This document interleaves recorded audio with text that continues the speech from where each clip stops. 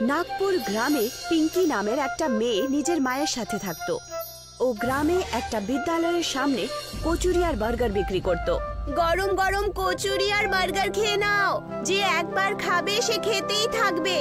এসো এসো এসো, গরম গরম কচুরি বার্গার নিয়ে নাও। বিদ্যালয়ের ছুটি হওয়ার পর সমস্ত বাচ্চারা তার ঠেলার সামনে এসে গরম গরম কচুরি বার্গার খেত। পিঙ্কি, আমাকে এক প্লেট কচুরি বার্গার দিয়ে দাও। এইভাবেই সমস্ত বিদ্যার্থীরা খুব শখ করে কচুরি বার্গার খেত। এইটুকুই নয়, ওই গ্রামের লোকেরাও ওখানে খাবার খেতে আসতো। পিঙ্কি মা, নিয়ে যাবার জন্য কচুরি বার্গার প্যাক করে দাও তো। পিঙ্কি মা, আমাকে 2 প্লেট কচুরি বার্গার ভরে দিও তো। তোমার হাতে বানানো কচুরি বার্গার দেখে আমার জিভে জল চলে আসে আর কি বাবা। ধন্যবাদ কাকু। স্কুলের বাইরে রেখা আর ওর বোন শিখাও কচুরি বিক্রি করত, কিন্তু ওদের বিক্রি সেরকম হতো না। এইসব দেখার পর রেখা আর শিখা খুব ঈর্ষা করত। একটুও ঠেলাতে তো দেখ কিরকম ভিড় লেগেছে, সমস্ত লোকেরা ওর ঠেলাতেই যায়। হ্যাঁ দিদি, সকাল থেকে আমাদের দোকানে কেউ কচুরি কিনতে আসেনি। এখন এই দোকান চালানোর জন্য কিছু একটা করতেই হবে। পিঙ্কি কচুরি বার্গার বিক্রি করে বাড়ি ফেরত আসতো আর নিজের অসুস্থ মায়ের দেখাশোনা করত। জানো মা, আজকে আমার হাতের কচুরি বার্গার খেয়ে সবাই খুব প্রশংসা করেছে আর আমার সমস্ত বার্গার বিক্রি হয়ে গেছে। এটা তো খুব ভালো কথা। ভগবান করুক এইভাবেই তোমার বিক্রি হতে থাকুক। কিছুদিন পরই ওর মায়ের শরীর খুব খারাপ হয়ে যায় আর পিঙ্কি ওনাকে সরকারি হাসপাতালে নিয়ে গিয়ে ভর্তি করিয়ে দেয়, যার কারণে ও কচুরি বার্গারের দোকান লাগাতে পারে না। অন্যদিকে রেখা এই ব্যাপারের লাভ উঠিয়ে লোকেদেরকে নিজের দোকানে ডাকে। এসো এসো, আমার কচুরি একবার খেলে বারবার খাবে। রেখা দিদি, কচুরি বার্গার দিয়ে দাও আমায় 1 প্লেট। এক্ষুনি দিচ্ছি, একটু দাঁড়া। ওর হাতের কচুরি বার্গার খেয়ে বাচ্চারা বলে, এটা কি রকম কচুরি বার্গার বানিয়েছো? এরকম বার্গার খেয়ে তো আমাদের পেটই খারাপ হয়ে যাবে। তুমি পিঙ্কি দিদির মতো কচুরি বার্গার বানাতে পারো না? রেখার হাতের কচুরি বার্গার খেয়ে কেউ পছন্দ করে না। অন্যদিকে পিঙ্কির মা সুস্থ হয়ে বাড়ি চলে আসে আর পিঙ্কি দ্বিতীয় দিনই কচুরি বার্গার বিক্রি করতে ওখানে চলে আসে।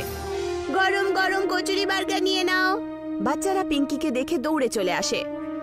দিদি, তোমার হাতের কচুরি বার্গার না খেয়ে আমাদের ভালোই লাগছিল না মোটেই। চলো চলো, এখন তাড়াতাড়ি কচুরি বার্গার দিয়ে দাও। দেখতে দেখতেই ওখানে সমস্ত বাচ্চারা এবং গ্রামবাসীরা কচুরি বার্গার খেতে চলে আসে, যেটা দেখে রেখা বলে, একটু দেখ তো ওইদিকে, আমার হাতের কচুরি বার্গার কেউ খায়নি। আর পিঙ্কি আসা মাত্রই ওর ঠেলাতে এত ভিড়, ওকে তো মজা দেখাতেই হবে। রেখা পিঙ্কিকে মজা দেখানোর পরিকল্পনা করে আর ও সুযোগ বুঝেই পিঙ্কির কচুরিতে ওষুধ মিশিয়ে দেয়, যার কারণে লোকেদের পেটে ব্যথা শুরু হয়। আরে কি, এই পিঙ্কির কচুরি বার্গার খেয়ে তো পেটে ব্যথা হচ্ছে। হ্যাঁ হ্যাঁ, আপনি ঠিক বলেছেন, আমার পেটেও ব্যথা হচ্ছে। এবারে কে এখান থেকে তাড়িয়ে দিতে হবে। হ্যাঁ হ্যাঁ, তাড়িয়ে দিতে হবে।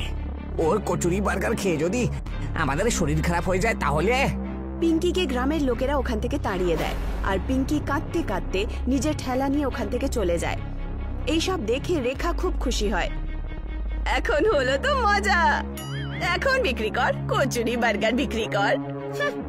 পিঙ্কি একটা গাছের নিচে বসে পড়ে আর কাঁদতে শুরু করে। এখন আমি আমার মায়ের চিকিৎসা কি করে করাবো? আমার কচুরি বার্গার বিক্রি হলো না। আমার কচুরি বার্গারে আমি এমন কি দিলাম বাবা? একজন বয়স্ক লোক পিঙ্কির ঠেলাকে দেখে পিঙ্কির দিকে এগিয়ে আসে আর বলে, মা, আমাকে কচুরি বার্গার দাও না, আমার খুব খিদে পেয়েছে। না আঙ্কেল, আমি এই কচুরি বার্গার আপনাকে দিতে পারবো না। এই কচুরি বার্গারে কেউ কিছু একটা মিশিয়েছে। কি করবো মা, আমার যে খুব জোরে খিদে পেয়েছে। আমি তোমার এই দোকানটা দেখলাম, তাই তোমার কাছে চলে এলাম। না আঙ্কেল, এই কচুরি বার্গার আপনি খাবেন না। আমার কাছে 50 টাকা আছে, নিয়ে নিন আর অন্য কোথাও গিয়ে অন্য কিছু খেয়ে নিন। পিঙ্কির এই কথাটা শোনার পর বয়স্ক লোকটার খুব ভালো লাগে আর ওই বয়স্ক লোকটা কচুরি বার্গারের দিকে দেখে নিজের হাত ওঠায়। ওনার হাত থেকে আলো বেরোয় আর উনি জাদু করার পর ওখান থেকে চলে যান।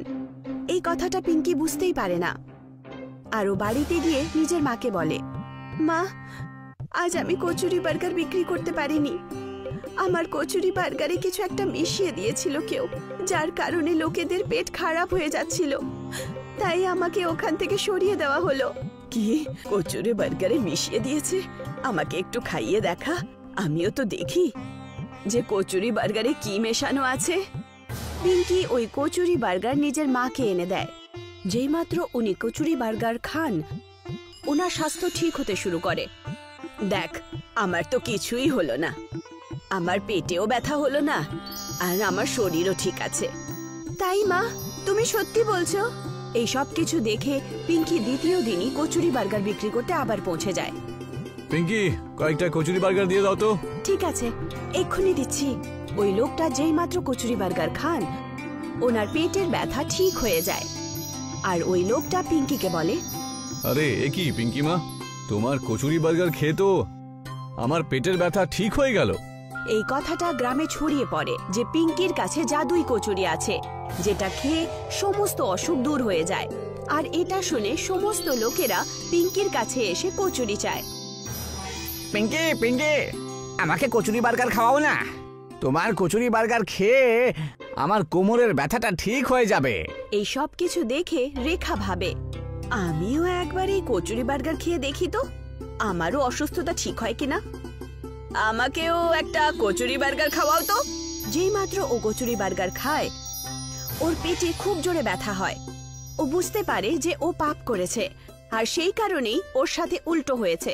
সমস্ত লোকেরা কচুরি বার্গার খেয়ে অসুস্থতা থেকে ছুটি পেয়ে যায়। এই কথাটা পিঙ্কি বুঝতেই পারছিল না। ওই বয়স্ক লোকটা আবার পিঙ্কির কাছে আসে। পিঙ্কি মা, আমাকে 50 টাকার কচুরি বার্গার দিয়ে দাও তো। আরে আঙ্কেল, আপনি তো সেই আঙ্কেলই ওই দিন আমার কচুরি বার্গার খেতে চেয়েছিলেন না? ওই কচুরি বার্গার খারাপ হয়ে যাওয়ার কারণে আমি আপনাকে বারণ করেছিলাম। হ্যাঁ পিঙ্কি, আমি হলাম সেই। এইটুকু বলা মাত্রই ওই বয়স্ক লোকটা একটা পরীতে পরিণত হয়।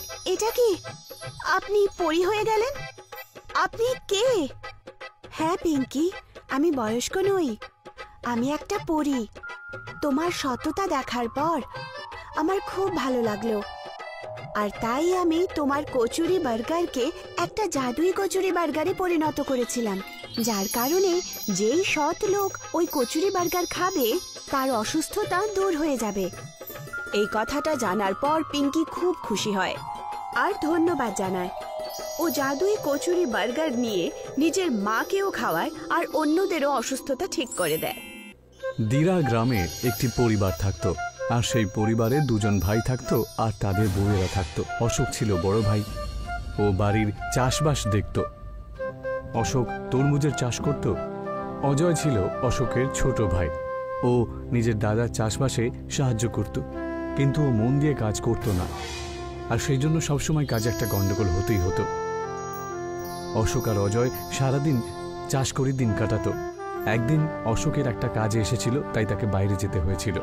আমি চাষের জিনিস, বীজ এসব আনতে বাইরে যাচ্ছি, তুমি জমির একটু খেয়াল রেখো আর তরমুজের খেয়াল রেখো, আমি কয়েকদিনেই চলে আসবো। আচ্ছা দাদা, তুমি একদম নিশ্চিন্ত হয়ে যেতে পারো, আমি খেয়াল রাখবো সবকিছু। অশোক নিজের কাজে বেরিয়ে পড়ে, কিন্তু অজয় ঠিক করে তরমুজ আর জমির খেয়াল রাখতে পারে না। না সময় মতো জল দিত, না পোকামাকড় থেকে সেগুলোকে বাঁচাতো। দাদা, আমি দেখছি যে তুমি ফসলের ঠিক করে দেখাশোনা করছো না। ওগুলো দেখার জন্য নয়, এইভাবে তো ফসল খারাপ হয়ে যাবে। বৌদি তুমি চিন্তা করো না, জমি ঠিক আছে, জমির কোনো ক্ষতি হয়নি। অজয় এইভাবে ছেলে মানুষই করে ফসল নষ্ট করে ফেলে। একদিন অশোক আসার ঠিক কদিন আগেই যখন অজয় ফসলগুলোকে দেখতে যায়, তখন দেখে ওখানে যত বীজ রেখেছিল আর তরমুজ ফলেছিল সেই সব কিছু নষ্ট হয়ে গেছে। আরে এটা আবার কি হয়ে গেল? আমার সামান্য একটু ছেলে মানুষের ফলে সমস্ত ফসল নষ্ট হয়ে গেছে, এখন আমি দাদাকে কি জবাব দেব? পরের দিন অশোক বাড়ি ফিরে আসে। অশোক এই সব কিছু দেখে খুবই রেগে যায়। আমি তোমাকে বলেছিলাম যে জমির খেয়াল রেখো তুমি, কিন্তু তুমি তাও ছেলে মানুষই করেছো। এবার এই লোকসানের দাম কে দেবে? এবার আমরা কি খাবো বলতো? আর কোথা থেকে রোজগার হবে? দাদা আমায় ক্ষমা করে দাও, আর কখনো এমন করব না। সেই সুযোগ আমি আর তোকে দেবই না। তোমাকে আর আমার সাহায্য করতে হবে না, তুমি যাও নিজের কাজ করো আর রোজগার করো। আমি তোমাকে আর জমি থেকে কোনো সাহায্য করব না। অজয় মন খারাপ করে ওখান থেকে চলে যায়। অজয় অনেক দিন ধরে অন্য কোনো কাজ খোঁজার চেষ্টা করে, কিন্তু কারোর কাছে কাজ না পাওয়ার ফলে আর নিজের দাদার কাছে যেতে পারবে না জেনে ওর খুবই মন খারাপ হয়ে যায় আর ও বাড়ি ফিরে আসে। আমি অনেক দিন ধরে সব জায়গায় কাজ খুঁজলাম, বুঝলে, কোথাও কাজ পেলাম না। এখন তো সংসারের জিনিসপত্র শেষ হয়ে গেছে, কোত্থেকে আনবো সব। তখনই অজয়ের স্ত্রী একটা বুদ্ধি বের করে। আমার বাবার আলুর চাষ আছে, প্রত্যেকবার অনেকগুলো আলু বেঁচে যায়। ওনার থেকে আলু নিয়ে আমরা ঝালমুড়ি বানিয়ে বিক্রি করতে পারি। আর এমনিতেও আমাদের গ্রামে কোনো ঝালমুড়িওয়ালা নেই। হ্যাঁ, তুমি ঠিকই বলেছ, এটা আমরা করতেই পারি। পরের দিন অজয় নিজের শ্বশুর বাড়ি থেকে যে আলুগুলো বেঁচেছিল সেগুলো নিয়ে আসে আর একটা গাড়িতে ঝালমুড়ি বিক্রি করতে শুরু করে। অজয়ের ব্যবসা ভালোই চলতে শুরু হয়ে যায়। গ্রামের সবাই ওর কাছে ঝালমুড়ি খেতে আসে। এখন আমাদের কাজ ভালোই চলছে, বুঝলে। যদি তুমি আমায় সাহায্য করতে চাও তাহলে তুমি আসতেই পারো, বুঝেছো? হ্যাঁ, কেন নয়। গ্রাহক এত বেশি বেড়ে যায় যে অজয় স্ত্রীকেই অজয়কে সাহায্য করতে বাধ্য হতে হয়। কিন্তু কয়েকদিনের মধ্যেই আবার কাস্টমার কম হয়ে যায়। আরে, কয়েকদিন ধরে দেখছি গ্রাহক কম আসছে। এইভাবে চললে তো দোকান বন্ধ করতে হবে আমাদের। আমি শুনেছি যে আমাদের গ্রামেই কেউ আমাদের দেখা দেখি ঝালমুড়ির দোকান খুলেছে। যদি তাই হয় তাহলে আমাদের নতুন কিছু একটা করতে হবে। আচ্ছা, আমাদের কি একটা ঝালমুড়ির সাথে আরেকটা ঝালমুড়ি ফেরত দেওয়া উচিত? না, এইভাবে তো আমাদের খুব ক্ষতি হয়ে যাবে। তাহলে কি করি বলো তো, যাতে আমাদের ব্যবসাটা আবার চলতে শুরু করে? আমাদের কোনো অন্য উপায় খুঁজতে হবে। অজয় নিজের দাদার জমির পাশ দিয়ে যাচ্ছিল আর দাদাকে দেখে সে কেমন আছে সেটা জানার জন্য তার কাছে গেল। কেমন আছো দাদা? এখন আমি খুব মনোযোগ দিয়ে কাজ করি, বুঝেছো দাদা? তুমি কেমন আছো আর তোমার কাজকর্ম কেমন চলছে? কাজ তো ভালোই চলছে, কিন্তু আমাদের তরমুজ আর বিক্রি হচ্ছে না। যতদিনে অর্ডার আসে ততদিনে তো পড়ে পড়ে তরমুজগুলো নষ্ট হয়ে যায়। তোমারই ভালো, তোমার তো এসবের চিন্তা নেই। আরে দাদা, অনেক লোকসান হচ্ছে, আমি কিছু একটা করি, বুঝলে। অজয় বাড়িতে গিয়ে ক্ষেতের ব্যাপারে চিন্তা করতে থাকে। আচ্ছা, আমি বরং ওই যে তরমুজগুলো বেঁচে থাকে সেগুলো ঝালমুড়িতে মিশিয়ে বিক্রি করি। দাদার কাছ থেকে কিনে দাদাকেও উপকার করতে পারবো আর এদিকে ঝালমুড়িতে মিশিয়ে আমি নিজের রোজগারও বাড়াতে পারবো। নতুন রকমের ঝালমুড়ি দেখে গ্রামের সবাই আমার কাছে খেতে আসবে আবার। তাহলেই আমার ব্যবসা আবার ভালোভাবে চলতে শুরু হয়ে যাবে। পরের দিন অজয় দোকানের সামনে একটা নতুন বোর্ড লাগায় যে তরমুজের ঝালমুড়ি, আর সেই তরমুজের ঝালমুড়ি বিক্রি করতে শুরু করে দেয়। তারপরে আস্তে আস্তে ওর দোকানের সামনে ভিড় হতে শুরু হয়ে যায়। আর এইভাবেই ও নিজের দাদার কাছ থেকে তরমুজ কিনতে থাকে আর সেই তরমুজ দিয়ে ঝালমুড়িও বানাতে থাকে। কিন্তু অজয়ের স্ত্রী সেই তরমুজের খোসা নিয়ে খুবই সমস্যায় পড়ে যায় আর ও সেই কথা নিজের স্বামী অজয়কে বলে। বাড়ির পেছনে তরমুজের খোসা রাখা আছে, ওগুলো খারাপ হয়ে যাচ্ছে, কি করব ওগুলো দিয়ে? আরে, ওগুলো দিয়ে আবার কিছু হয় নাকি? ওগুলো তো ফেলে দিতে হয় বা জমিতে সার হিসেবে ব্যবহারও করতে পারি। আমি ভাবছিলাম যে এগুলো আমরা ঝালমুড়ির জন্য বাটি হিসেবে তৈরি করতে পারি। এটা তো তুমি দারুণ কথা বলেছো। হ্যাঁ, পরের দিন ওই তরমুজের খোসার মধ্যেই ঝালমুড়ি বিক্রি করতে শুরু করে দেয়। সমস্ত গ্রাহকদের এটা খুবই ভালো লাগে আর এত ভালো একটা চিন্তাধারার জন্য ওকে অনেক পুরস্কার দেওয়া হয়। আর কয়েকদিনের মধ্যেই অজয় তরমুজ ঝালমুড়ি অনেক গ্রামে ছড়িয়ে পড়ে আর অজয়ের দাদার অজয়ের ওপরে গর্ব হয়। আমি জানতাম না যে তোমার এত বুদ্ধি আছে। তোমাকে আমার ওসব কথা বলে আমি ঠিক করিনি, আমাকে ক্ষমা করে দাও। না না দাদা, তুমি ক্ষমা চেও না। তুমি যদি সেদিনকে না বলতে আর আমাকে কাজ থেকে বের না করে দিতে তাহলে আমি এত দূরে পৌঁছতে পারতাম না।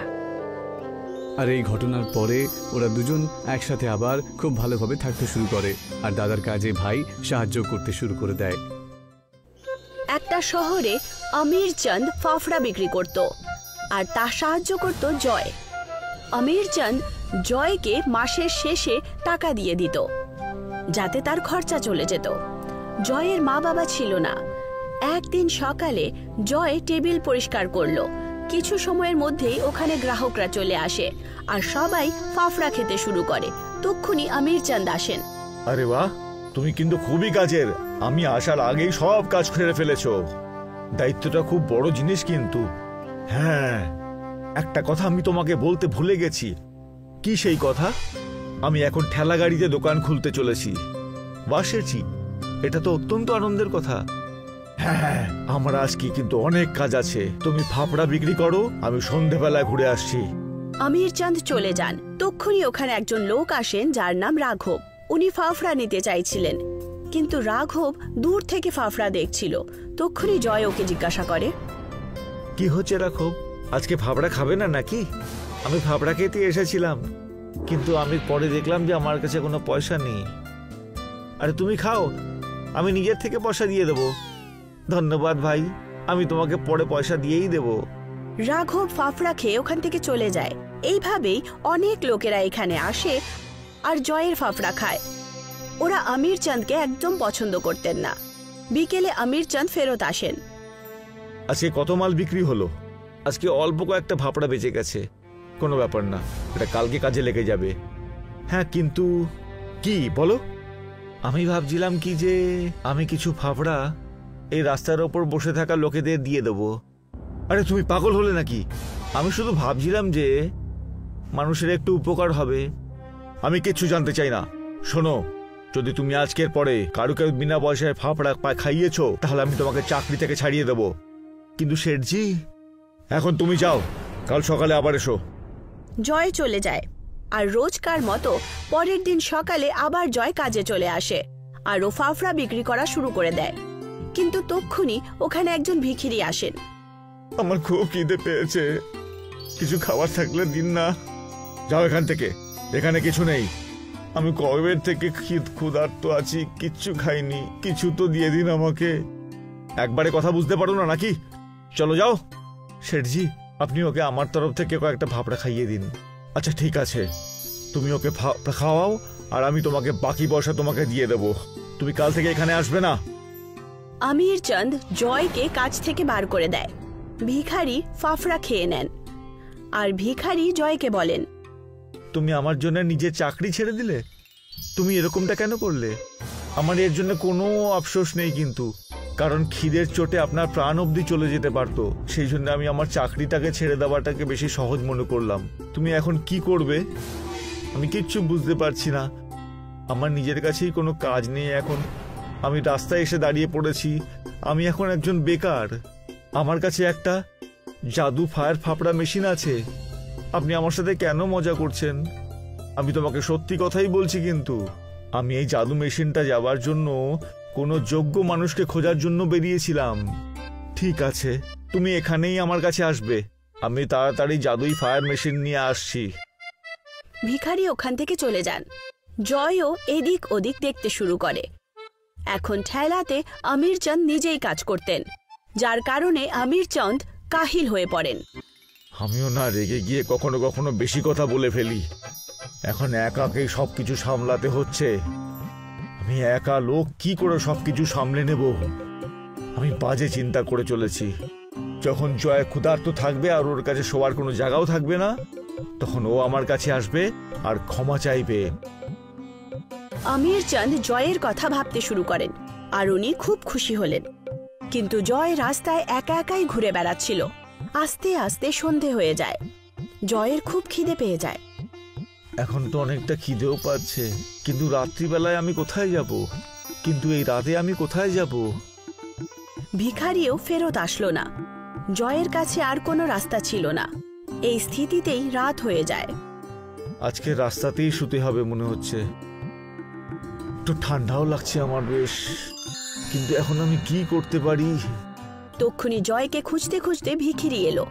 ওর হাতে একটা মেশিন ছিল। ভিখারিকে আবার দেখে জয় একটু খুশি হলো। আমি তোমাকে কত খুঁজেছি, কিন্তু তুমি আমার কাছে এলেই না।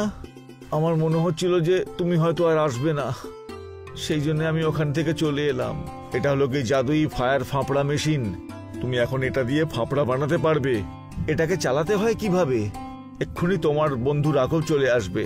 আচ্ছা হ্যাঁ, যে সবার সাহায্য করে ভগবানও তাকে সাহায্য করে থাকে। ততক্ষণে রাঘবও ওখানে চলে আসে। রাঘব একটা ঠেলা নিয়ে আসে, যার উপরে কিছু জিনিসপত্র রাখা ছিল। এসব আবার কি নিয়ে এসছো? তুমি খুবই ভালো ফাফড়া বানিয়ে থাকো, এখন তুমি নিজের দোকান খুলতে পারো। সত্যি কথা বলছো? হ্যাঁ, এই মেশিনটা তোমাকে পুরোপুরি সাহায্য করবে। ভিখারি মেশিনটা চালিয়ে দেখালেন। মেশিনে ও ফাফড়া বানানোর জিনিসপত্র দিলেন। মেশিনে আগুন জ্বলতে শুরু করলো। সঙ্গে সঙ্গেই অন্য দিক থেকে ফাফড়া তৈরি হয়ে বেরিয়ে আসে। জয় এটা দেখে খুব অবাক হয়। এটা আবার কি করে হওয়া সম্ভব? এটা একটা জাদু।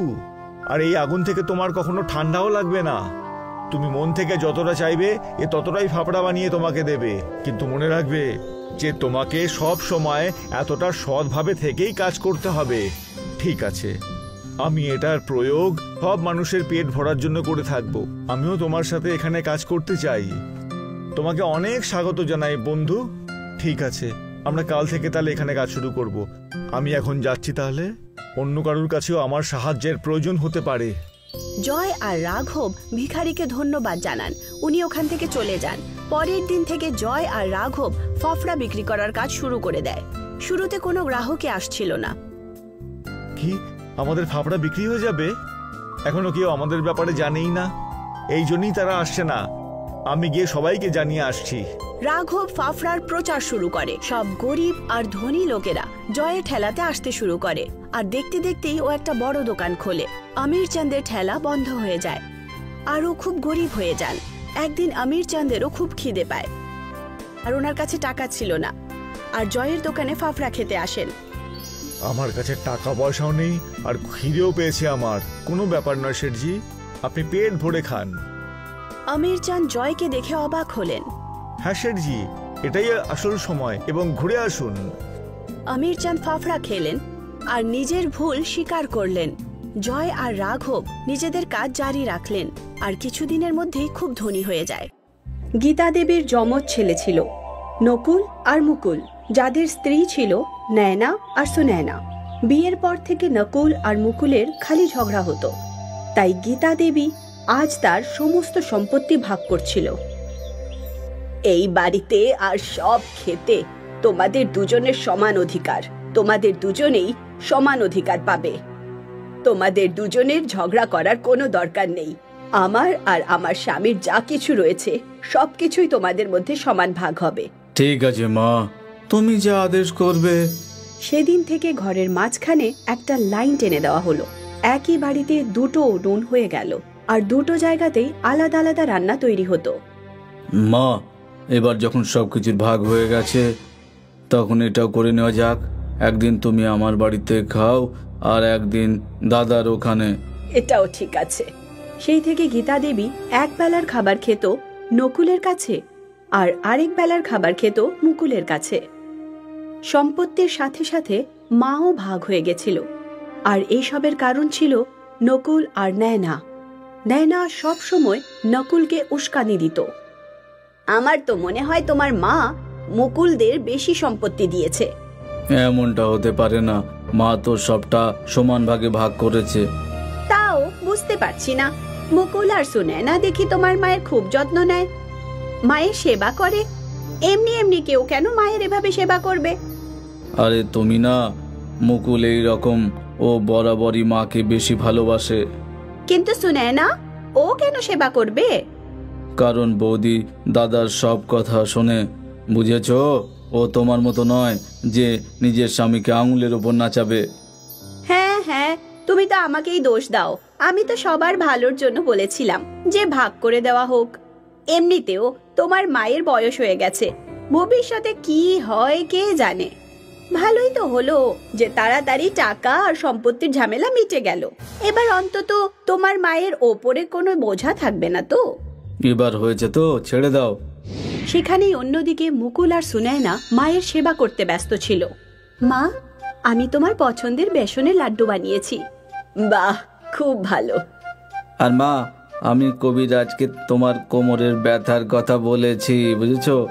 উনি বলেছেন সন্ধেবেলা ওনার থেকে তেল নিয়ে নিতে। সেই তেলে তোমার কোমরের ব্যথা ঝট করে উধাও হয়ে যাবে। ভালো কথা। ভালো থাকো তোমরা দুজন, সব সময় ভালো থেকো। গীতা দেবী মুকুল আর সুনয়নাকে আশীর্বাদ দিচ্ছিল, আর এটা দেখে নয়নার রাগে ফেটে পড়ল। সন্ধেবেলায় যখন নয়নার পালা এলো তখন নয়নাও খাবারের সাথে মিষ্টি বানালো। এই নিন মা, আপনার পছন্দের পনিরের তরকারি, রুটি, রায়তা, ভাত আর রসগোল্লা। বাহ বাবা, আজ কি বিশেষ কিছু আছে? বিশেষ কিছু না, এই একটু বানাতে ইচ্ছে হলো। তুমি আমার ছেলের বউ, তোমাকে আমি ভালো করে জানি। তুমি পারলে তো রান্নাঘরেই যাও না। কি যে বলেন মা, আপনিও? ভালো কথা যে তুমি এত খাবার তো বানিয়েছো। ভগবান তোমায় সুবুদ্ধি দিক। দুজনকে দেওয়া আশীর্বাদে পার্থক্য ছিল। এইসব শুনে নয়না আরো রেগে গেল। ও মনে মনে প্যাচ কষতে লাগলো। গীতা দেবীর মুকুল আর সুনয়নার ভালো মানুষই পছন্দ ছিল। সে জানতো যে এরা দুজন সেবা বিনা কোনো স্বার্থে করে। অন্যদিকে নকুল আর নয়না ছিল খুবই স্বার্থপর। তাদের সব কিছুর পেছনেই কোনো না কোনো স্বার্থ ছিল। কয়েক বছর অবধি সবকিছুই এইভাবেই চলতে থাকলো। এবার গীতা দেবীর শরীর খারাপ হতে শুরু করলো, আর একটা ব্যাপার নিয়ে উনি খুব চিন্তিত থাকতেন। আমি সবকিছু তো তোমাদের দুজনের মধ্যে ভাগ করেছি, শুধু আমার কাছে জাদুই কুকার আছে। ওটা কোনো একজনকে দিলে অন্য জনের সাথে অন্যায় হবে, কিন্তু ওই জাদুই কুকার তারই প্রাপ্য যে ভালো। তাই এটা আমি মুকুল আর সুনয়নাকেই দেব। এই ভেবে গীতা দেবী কুকার হাতে নিল আর সুনয়নার কাছে গেল। আরে বাহ মা, পিতলের কুকার! ভাবলে পিতল আর ভাবলে সোনা, নিজের নিজের ভাবনার ওপর। আমি বুঝলাম না মা। আমি ওই কুকুরটা অনেকদিন পর দেখেছি মা। এটা আমাদের ছোটবেলায় ছিল না? হ্যাঁ, এটা আমাকে আমার মা দিয়েছিল। এটা আমাদের বংশের কুকার, কিন্তু এটা কোনো সাধারণ কুকার নয় বাবা, এটা জাদুই কুকার। জাদু কুকার? এর জাদু আমি তখন বুঝতে পারলাম যখন তোমরা দুজন জন্মেছিলে। সেই সময় গ্রামে খরা ছিল, খাওয়ার জন্য কিচ্ছু ছিল না। লোকেরা খিদেতে মরে যাচ্ছিল। তখনই আমাদের পরিস্থিতি একটু ভালো ছিল, তাই আমাদের দ্বারা যেটুকু সম্ভব আমরা করেছিলাম। ক্ষুধার্তদের খাবার দিতাম, আর তারপর আমাদেরও সব সবজি শেষ হয়ে গেল। একটা সময় এমন এলো যে আমাদের কাছেও খাবার কিছুই রইল না। সেই সময় আমার মায়ের কথা মনে পড়ল, আর আমি এই জাদুই কুকারকে উনুনে বসিয়ে দিলাম, আর সেটাও শুধু জল ভরে। আর কুকারের কাছে পোলাও চাইলাম, আর মুহূর্তের মধ্যেই পুরো কুকারটা পোলাওয়ে ভরে গেল। সেই সময় আমরা সবাই পেট ভরে খাবার খেয়েছিলাম, আর সব ক্ষুধার্তদেরও খাইয়েছিলাম। যখন খরা শেষ হলো তখন সবকিছু আগের মতো হয়ে গেছিল। আমি কুকারকেও সাবধানে রেখে দিলাম। সেদিনের পর আর কুকারের দরকারই পড়েনি। সুনয়না, এবার এটা আমি তোমাকে দিচ্ছি। আমার বিশ্বাস তুমি এর সঠিক ব্যবহার করবে। হ্যাঁ মা, নিশ্চয়ই। গীতা দেবী ওই জাদুই কুকার সুনয়নাকে দিয়ে দিল, আর তার কিছুদিন পরেই উনি মারা যান। সুনয়না কুকারটাকে সাবধানে রেখে দেয়। কয়েক বছর কেটে যায়। সুনয়না কুকারের কোনো প্রয়োজন ছিল না। তারপর হঠাৎ ভারী বর্ষা শুরু হয়ে যায়। গ্রামে জল ভরে যেতে লাগলো। টানা 3 দিন বৃষ্টি হলো। সব লোকেরা চিন্তায় ছিল। বৌদি, তোমার কাছে কি কোনো কিছু খাবার আছে? খুব খিদে পেয়েছে। না, সব শেষ হয়ে গেছে। তখনই মুকুলের মায়ের কথা মনে পড়ে গেল। আরে সুনয়না, আমাদের কাছে জাদুর কুকার আছে তো। হ্যাঁ, সুনয়না তাড়াতাড়ি জাদুই কুকার নিয়ে এলো, আর গীতা দেবী যেমন বলেছিল তেমনি শুধু জল ভরে কুকার উনুনে বসিয়ে দিল। বৌদি, তুমি এটা কি করছো? তুই শুধু দেখ। সুনয়না কুকারের কাছে পনিরের তরকারি চাইলো, আর যখন সুনয়না কুকার খুলল তখন কুকারে প্রচুর পরিমাণে পনিরের সবজি ছিল। বাপ রে! সুনয়না তরকারি অন্য বাসনে ঢেলে দিল, আর কুকারে আবার জল ঢেলে দিল। আমার ভাত চাই। কুকার খুলতেই তাতে ভাত ছিল। বৌদি, আপনি রুটিও আনিয়ে নিন। হ্যাঁ দাদা। সুনয়না কুকার উনুনে বসালো, আর এবার তাতে প্রচুর রুটি ছিল। সবাই পেট ভরে খাবার খেলো। তখনই সুনয়নার চোখ প্রতিবেশীদের বাড়ির দিকে গেল। বাড়ির বাইরে 2 বাচ্চা অপেক্ষা করছিল। হয়তো ওদেরও খিদে পেয়েছে।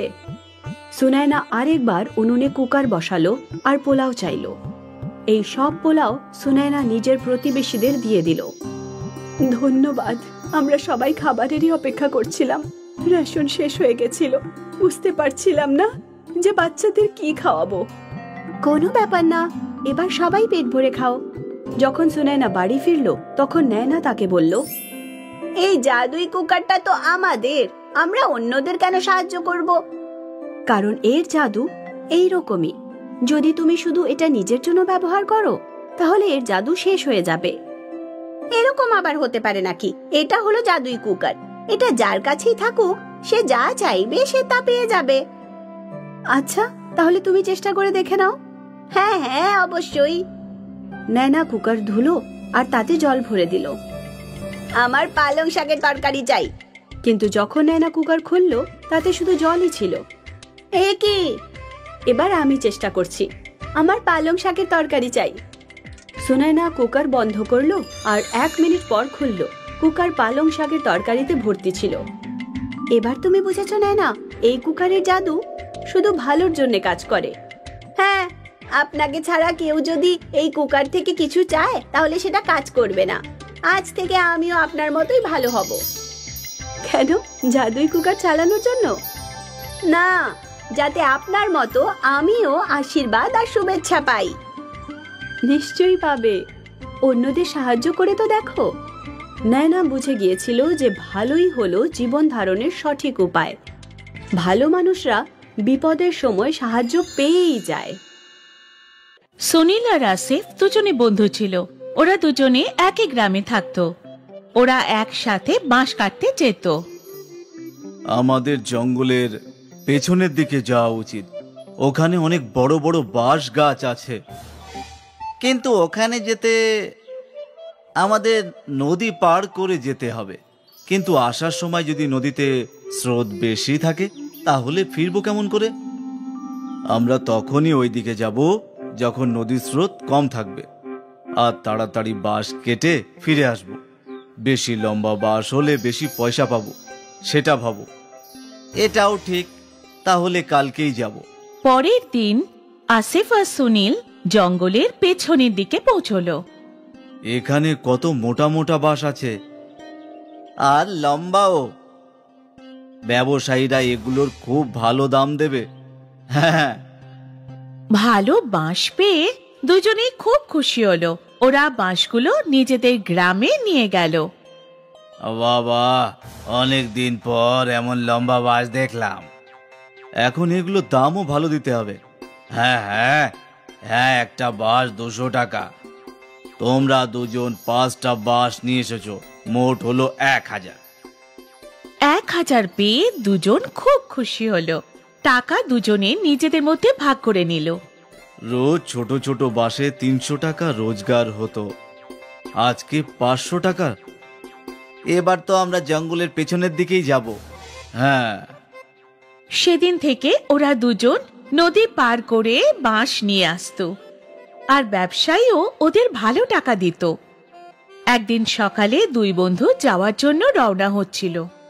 ভাই, মা বলছিল বাজার থেকে চাল আর মশলা আনতে হবে, আর আমাকে পনিরও নিতে হবে।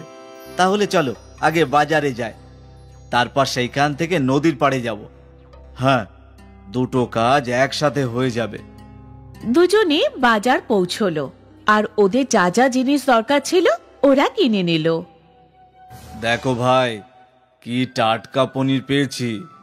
আজকে রাতে তো আমার নিমন্ত্রণ, আমিও আসবো খেতে। চলে এসো, আমি কখনো বারণ করেছি নাকি? চলো এবার নদীর পাড়ে যাই, বাঁশ কেটে বিক্রিও তো করতে হবে। হ্যাঁ হ্যাঁ। তারপর ওরা জঙ্গলের দিকে রওনা দিল। প্রতিদিনের মতো ওরা নদী পার করে তারপর জঙ্গলে পৌঁছে গেল আর বাঁশ কাটতে লাগলো। কিন্তু হঠাৎ বৃষ্টি শুরু হয়ে গেল। আমাদের বাড়ি ফিরে যাওয়া উচিত, নদীতে জল বেড়ে যাবে। হ্যাঁ, শুধু আর একটা বাঁশ কেটে নি। হ্যাঁ। বৃষ্টি আরো জোরে শুরু হয়ে গেল। কিছুক্ষণের মধ্যে ওদের বাঁশ কাটা হয়ে গেল। তারপর ওরা বাঁশ নিয়ে নদীর দিকে রওনা দিল। ওদিকে নদীর জল অনেক বেড়ে গেছিল। নদীতে তো জল বেড়ে গেছে ভাই, এত স্রোতে নদী পার করা সুরক্ষিত নয়। হ্যাঁ, আমরা কিছুক্ষণ জঙ্গলে অপেক্ষা করি। হ্যাঁ, ওই দিকে যে গুহাটা আছে না, সেখানে অপেক্ষা করি গিয়ে। দুজনে মিলে গুহার দিকে চলে গেল। গুহায় আগে থেকেই কিছু শুকনো কাঠ ছিল। এইগুলো জ্বালিয়ে দিই, একটু গরম হবে। আসিফ যে জিনিসগুলো কিনেছিল সেখানে ম্যাচ বক্সও ছিল। আসিফ ওই শুকনো কাঠে আগুন জ্বালিয়ে দিল আর দুই বন্ধু আগুন পোহাতে লাগলো। খুব খিদে পেয়েছে ভাই আমারও। শোন, আমরা কিছু বানিয়ে নিই। এমনিতে কিছু জিনিস তো আমাদের কাছে আছেই, কিন্তু আমরা কি করে বানাবো? আমাদের কাছে বাসন তো নেই। তখনই আসিফের নজর পড়ল বাঁশের ওপর। আমাদের কাছে বাঁশ তো আছে, বাঁশের ভেতরে খাবার বানাতে পারবো। কিভাবে? তুমি বাম্বু বিরিয়ানির কথা শোনোনি? না, বাম্বুতে বিরিয়ানি আবার হয় নাকি? কিন্তু আমাদের কাছে মাংস কোথায়? মাংস নেই তো কি হয়েছে, আমাদের কাছে পনির তো আছে। পনির বিরিয়ানি খেয়ে নেব। কিন্তু কি করে? তুমি শুধু দেখো। আসিফ দুটো বাঁশের টুকরো কাটলো, ওর কাছে যে চাল ছিল ধুয়ে নিল। বাঁশের ভেতরে চাল, মশলা, জল, লবণ আর পনির দিয়ে দিল। তারপর বাঁশের একদিকে গাছের পাতা ভরে বাঁশের মুখ বন্ধ করে দিল। তারপর সব জিনিসগুলো ভালো করে নেড়ে জ্বলন্ত আগুনে রেখে দিল। এবার ব্যাস 20 মিনিটে আমাদের বাম্বু বিরিয়ানি তৈরি হয়ে যাবে। দেখা যাক। বাম্বু ভালো করে আগুনে পুড়তে লাগলো। তারপর যখন বাম্বু একেবারে ভালো করে পুড়ে গেল, তখনই খুব সুন্দর একটা গন্ধ গুহাতে পড়ে গেল। মনে হচ্ছে বিরিয়ানি তৈরি হয়ে গেছে ভাই। আসিফ ওই বাম্বু বাইরে বের করলো আর দুটো কলা পাতা পেতে নিল। আর যখনই বাম্বু একটু ঠান্ডা হলো, তখন বিরিয়ানি কলা পাতায় বার করে নিল। দেখতে তো খুব সুন্দর হয়েছে। এমন যেই হোক, খিদে তো পেয়েছে, খেয়ে নি আগে, চলো। দুজনে বিরিয়ানি মুখে দিল আর দুজনে মন্ত্রমুগ্ধ হয়ে গেল। তারপর দুজনে খুব মজা করে বিরিয়ানি খেতে লাগলো। ভাই, তুমি এত ভালো বাম্বু বিরিয়ানি বানাও যে কিছু বলার নেই। ধন্যবাদ। তোমার তো বিরিয়ানি বিক্রি করা উচিত বন্ধু। সেটা না করে কেন পরিশ্রম করছিস? এই বিরিয়ানির বিখ্যাত হতে সময় লাগবে না। সত্যি? হ্যাঁ, তুমি যদি রাজি থাকো তাহলে একসাথে ধাবা খুলে ফেলি। হ্যাঁ হ্যাঁ, কেন নয়। যখন বৃষ্টি বন্ধ হলো, নদীর জল কমে গেল, তখন দুই বন্ধু সমস্ত বাঁশ নিয়ে গ্রামে ফিরে এলো। কিন্তু আজ ওরা বাঁশ বিক্রি করলো না। পরের দিন আসিফ আর সুনীল গ্রামের মোড়ে নিজেদের দোকান খুলল। গ্রামবাসী অবাক হয়ে দেখছিল যে ওরা বাঁশের ভেতর কি বিক্রি করছে। আরে ভাই, এগুলো কি? এগুলো বাম্বু বিরিয়ানি কাকা, পনিরের। বাম্বু বিরিয়ানি? আমাকেও তো একটু খাওয়াও। গ্রামের লোক এই প্রথমবার বাম্বু বিরিয়ানি চেখে দেখলো। আরে বাহ, কি দারুণ স্বাদ আসিফ ভাই। এইরকম বিরিয়ানি সারা জীবনে খাইনি, খুব ভালো লাগলো। আসিফ আর সুনীলের বাম্বু বিরিয়ানি গ্রামে বিখ্যাত হয়ে গেল। গ্রাহক ভিড় করে দাঁড়িয়ে বাম্বু বিরিয়ানি খেতে লাগলো। আসিফ আর সুনীলের রোজগার অনেক গুণ বেড়ে গেল। তারপর আর কি, সুনীল আর আসিফ মজদুরি ছেড়ে বাম্বু বিরিয়ানি বিক্রি করতে শুরু করে দিল। ওরা দিন রাত 4 গুণ উন্নতি করতে লাগলো। অনেক দূর দূর থেকে লোক বাম্বু বিরিয়ানি খেতে আসতো। আর দেখতে দেখতে ওদের গ্রামে একটা বড় হোটেল খুলে গেল আর দুজন অনেক বড় লোক হয়ে গেল। কোনোদিনও ভাবিনি যে এইসবও হতে পারে। আমিও কোনোদিন ভাবিনি ভাই, সেদিন আমাদের ভাগ্য বদলে দিতেই বৃষ্টি নেমেছিল। হ্যাঁ, সেদিন বৃষ্টি না হলে আমরা ফেসে যেতাম না, আর কোনোদিন বাম্বু বিরিয়ানিও বানাতাম না। ভাই, এসব আগে থেকেই লেখা ছিল। বিধাতা আগে থেকেই সবার জন্য ভাগ্য লিখে দেয়। আমরা তো শুধু পুতুল, ভগবানের দেখানো রাস্তায় শুধু হাঁটি। হ্যাঁ, একদম তাই। বাম্বু বিরিয়ানি আসিফ আর সুনীলের কপাল বদলে দিল। ওরা দুজনে জীবনের অনেক বড় ব্যাপার বুঝতে পারল। বিপদে পড়লেই জীবনে নতুন পথ খুঁজে পাওয়া যায়, আর ভাগ্য কবে বদলে যাবে সেটা বলা যায় না। শওকত মিয়ার বিরিয়ানির দোকান ছিল। লোকেরা খুব তৃপ্তি করে ওনার বিরিয়ানি খেত। বা সৈকত ভাই, কি স্বাদ! ধন্যবাদ ধন্যবাদ। বিরিয়ানির স্বাদ ভালো ছিল, এই জন্য ওদের রোজগারও ভালো হতো। শওকত মিয়া প্রতি মাসে 20,000 টাকা নিজের মায়ের হাতে তুলে দিত। বাবা, এখন যখন তোর রোজগারও ভালো হচ্ছে, আমি ভাবছিলাম যে তোর বিয়েই দিয়ে দিই। আর কতদিন অবধি আমি একা ঘরের আর পরিবারের ব্যবসা সামলাবো বল? তোর বিয়ের পর নদীমেরও বিয়ে করাতে হবে না? আরে মা, আমি তো এখনো বাচ্চা, তুমি প্রথমে দাদার বিয়ে দাও। ঠিক আছে ঠিক আছে মা, তোমার যে মেয়েকে পছন্দ আমি তাতেই রাজি। এ তো খুশির খবর, তোমার থেকে আমি এটাই আশা করেছিলাম সৈকত। শওকতের মা ওর জন্য একটা মেয়ে খুঁজে নিল, সানা। সানা শিক্ষিত ছিল আর খাবারও সুস্বাদু বানাতো। কিছু মাস পর শওকত আর সানার বিয়ে হয়ে গেল, আর তারপর সানা সংসারের সমস্ত কাজ সামলে নিল। মা, তোমার হাতের খাবারের স্বাদই আলাদা। হ্যাঁ বৌদি, কিন্তু বিরিয়ানিতে দাদার হাত কেউ ধরতে পারবে না। হ্যাঁ, সে তো ঠিক। এটা তো তখন জানা যাবে যখন আমি ওনার হাতের বিরিয়ানি খাবো। দাদা, আজকে সবার জন্য বিরিয়ানি নিয়ে এসো। ঠিক আছে, নিয়ে আসবো। শওকতের বিরিয়ানি বিখ্যাত ছিল। যখনই ও বিরিয়ানি বানাতো, বিরিয়ানির গন্ধ আশেপাশে ছড়িয়ে পড়তো আর লোকেরা আকৃষ্ট হয়ে চলে আসতো। আরে ভাই, বিরিয়ানি তৈরি হয়ে গেছে নাকি? না দাদা, এখনো 10 মিনিট লাগবে। ঠিক আছে ঠিক আছে, আমি এখানেই থাকবো। গ্রাহকরা তো শওকতের বিরিয়ানির অপেক্ষাই করত। এই অবধি সবকিছু ভালোই চলছিল। এই আমজাদ মিয়া আমার হাতে বানানো ব্যবসা খেতে বসেছে, আমাকে কিছু তো করতেই হবে। আমিও দাম কমিয়ে দেবো। শওকতও বিরিয়ানির দাম কমিয়ে 80 টাকা করে দিল। প্রতিদিন তো এই দোকান থেকে বিরিয়ানি খায়, চল আজকে ওই নতুন দোকান থেকে খায়। ঠিক আছে। অনেক গ্রাহক শুধু নতুন স্বাদের জন্য আমজাদের দোকানে যেতে লাগলো, কিন্তু আমজাদের হাতে আলাদাই জাদু ছিল। একবার যে ওর বিরিয়ানি খেত, সে ওর দোকানে আবার আসতো। কালকে যে বিরিয়ানি খেয়েছিলাম আজকেও সেটাই খাবো।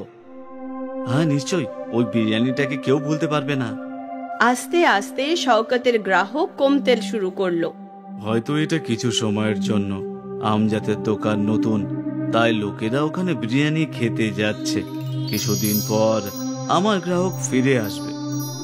শওকত নিজেই নিজেকে এটা বোঝানোর চেষ্টা করলো, কিন্তু ব্যবসায় লস ওকে চিন্তায় ফেলে দিয়েছিল। এখন বাড়িতেও ও সবসময় চিন্তিত থাকতো। কি হয়েছে শওকত, তুই কি নিয়ে এত ভাবছিস? কি আর বলবো মা, আমার দোকানের সামনে আরো একটা বিরিয়ানির দোকান হয়েছে। আস্তে আস্তে আমার সমস্ত গ্রাহক ওখানেই যাচ্ছে। এইরকম চলতে থাকলে একদিন আমাকে দোকান বন্ধ করে দিতে হবে। এরকম কিচ্ছু হবে না বাবা, ওপরওয়ালা আছে তো, হয়তো এটা কদিনেরই ব্যাপার। আমি এটাই আশা করছি মা।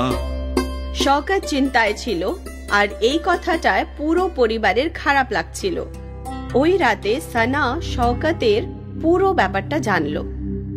যদি দামের জন্যই গ্রাহক অন্য দোকানে যাচ্ছে, তাহলে আমরা যদি দাম কম করে দেখি। আমরা কি করে দাম কমাবো সানা? বিরিয়ানি 1 প্লেট বানাতেই 50 টাকা লাগে, আর আমি 80 টাকায় বিক্রি করছি, মানে শুধু 30 টাকার লাভ। যদি এটাও কমিয়ে দিই, তাহলে সংসার খরচ কিভাবে চালাবো? তাহলে কি আমরা বিরিয়ানি বানানোর জিনিসপত্র সস্তায় কিনতে পারি না? বিরিয়ানিতে সব থেকে দামি হলো চাল, সম্ভবত বাসমতি চাল। কিভাবে সস্তায় পাবো? এবার আমি বাসমতি চালকে প্লেন চালের সঙ্গে বদলাতে তো পারবো না। আমরা যদি বাসমতি চালের জায়গায় অন্য কোনো জিনিস ব্যবহার করি তখন? তার মানে? মানে ম্যাগি। ম্যাগির অনেক ধরনের সুস্বাদু জিনিস হয়। যদি আমরা ম্যাগির বিরিয়ানি বানাই, তাহলে আমাদের খরচাও কম হবে। ম্যাগি বিরিয়ানি? এটা তো প্রথমবার শুনলাম। এখনকার যুগে আলাদা জিনিসই বিক্রি হয়, একবার চেষ্টা করেই দেখা যাক না? ঠিক আছে, আর এমনি তো কিছু তো হচ্ছে না, তাহলে ওটাই করা যাক। পরের দিন শওকত প্রতিদিনের মতো বিরিয়ানি বানালো, আর এইবার ও বাসমতি চালের বদলে ম্যাগি দিল। ম্যাগির বিরিয়ানি তাড়াতাড়ি তৈরি হয়ে গেল আর ওর খরচও কম ছিল। এই জন্য শওকত ও দাম 50 টাকা করে দিল। বাইরে বড় বোর্ড লাগিয়ে দিল, ম্যাগি বিরিয়ানি 50 টাকা। এই ম্যাগি বিরিয়ানিটা আবার কি? ম্যাগি জানি আর বিরিয়ানিও জানি, কিন্তু ম্যাগি বিরিয়ানি আজ অব্দি তো খাইনি। চল আজকে ওটাই খাই। হ্যাঁ হ্যাঁ। ম্যাগি বিরিয়ানির নাম পড়ে অনেক গ্রাহক ওর বিরিয়ানি খেতে পৌঁছলো। বাহ বাহ, খুব সুস্বাদু। এইরকম ম্যাগি বিরিয়ানি আমি কোনোদিনও খাইনি। তার কারণ একটাই যে এটা ম্যাগি নয়, ম্যাগি বিরিয়ানি। বাহ ভাই, এইরকম স্বাদ কোথাও পাইনি। ধন্যবাদ ধন্যবাদ। লোকেরা শওকতের বিরিয়ানি খুব পছন্দ করছিল। ওই দিন শওকতের দোকানে গ্রাহকদের ভিড় লেগে থাকলো। ভাই, ম্যাগির বিরিয়ানি তো চালের বিরিয়ানির থেকেও বেশি সুস্বাদু। আজ থেকে আমরা প্রতিদিন ম্যাগি বিরিয়ানি খাবো। শওকত খুশি মনে বাড়ি ফিরল ও ওই খুশির খবর নিজের স্ত্রীকে বলল, আর ও খুশি হয়ে গেল। ওই মাসে শওকতের অনেক ভালো রোজগার হলো। মাসের শেষে শওকত নিজের মাকে 40,000 টাকা দিল। এত? হ্যাঁ মা, সানার ম্যাগি বিরিয়ানির আইডিয়া কাজ করেছে, দ্বিগুণ রোজগার হচ্ছে। আরো একবার শওকত খুশি থাকতে লাগলো। ওর সমস্যার সমাধান হয়ে গেছিল, কারণ ওর রোজগার বাড়তে লাগলো। ম্যাগি বিরিয়ানি বিখ্যাত হয়ে গেছিল।